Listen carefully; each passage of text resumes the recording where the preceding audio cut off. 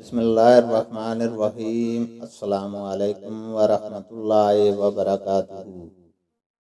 حدیث نبوی صلی اللہ علیہ وسلم ہے، نبی کریم صلی اللہ علیہ وسلم نے فرمایا، مجھے دوزخ دکھلائی گئی تو اس میں زیادہ تر عورتیں تھیں جو کفر کرتی ہیں۔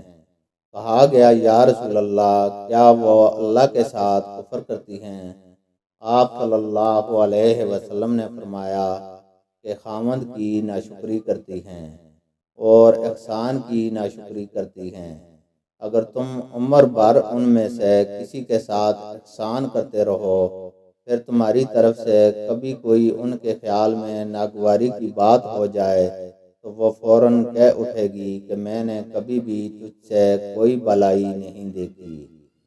اللہ تعالیٰ سے دعا ہے کہ وہ ہمیں قرآن اور حدیث کو سننے، سمجھنے اور اس پر عمل کرنے کی توفیق عطا فرمائے، آمین۔